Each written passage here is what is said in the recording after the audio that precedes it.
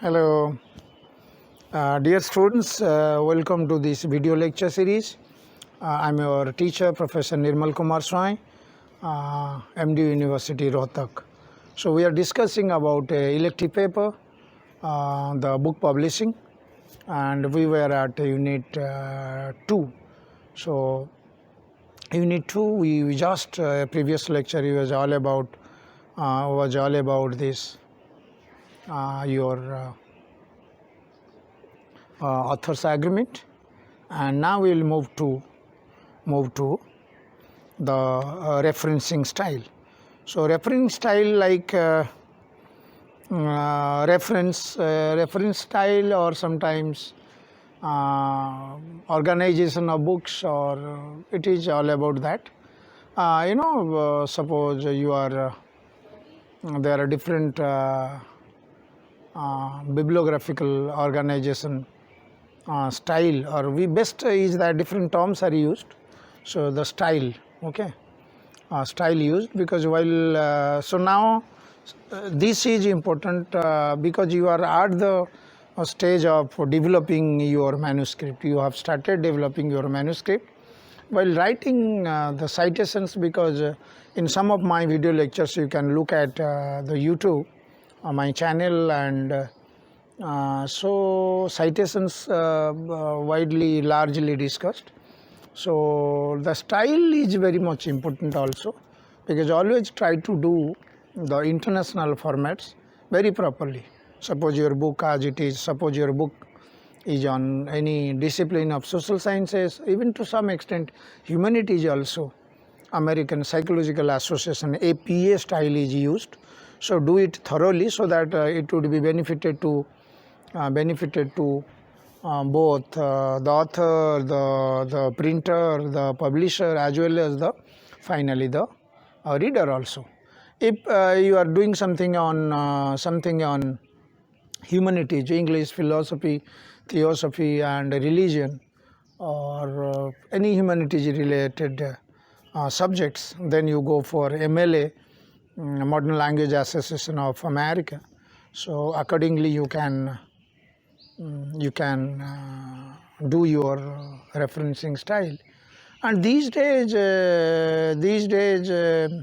many softwares are also available. So you download the software, and with this you write your text.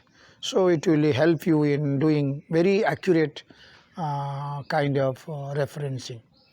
I would like to tell you, so apart from all these international styles, so there are house styles of each and every journals and publishing houses also. Sometimes your Springer, Elsevier, and your very international big publishers, they have their own, so they would ask you, once you are accepted as their author by the acquisition department, so they would give you the password and everything. Please download this, and through these softwares you may develop. Even if you fail to, or you partially or fully, so they have their own people who will help you to organize the styles. It is called house style of the journals, as well as the book publishing houses also. That way it is very helpful, because as I told you, that who can be considered as a good author, so that when you organize things, when you develop an argument in your book, so that should be clearly distinction, like which portions or which argument you are developing of your own, as well as, and you are borrowing or lending something from other sources. If the readers comes to know the very distinctly, so probably your authorship would be popular, and people start knowing you, and people start following you, and gradually your book will be sold in a very good number, so that the publisher would be after you, please publish next volume with us. It is all interconnected, and you should know that. And obviously it is all about the readership. Unless and readers read, and the books won't be sold. Okay, so at the same time, suppose author means like you should know that what is your business, or while writing or developing the manuscript, it should be clear enough. Because if you mix up things maybe while paraphrasing, and while doing paraphrasing, suppose you want to cite again. Paraphrasing sometimes needed citation also. So during paraphrasing or during verbatim, like direct quotations, and connecting those arguments, through your good narratives, good language, so that the author, there would be a good flow of a understanding of subject.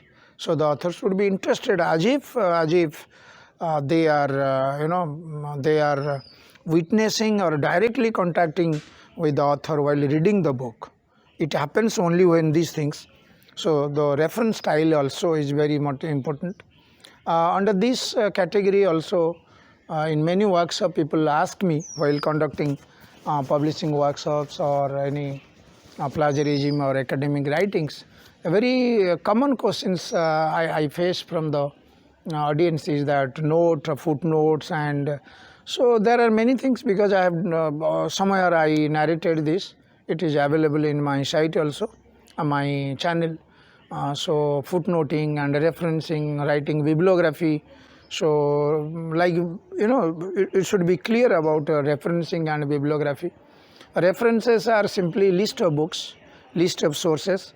At the same time, bibliography is also list of sources. So the difference between these two is,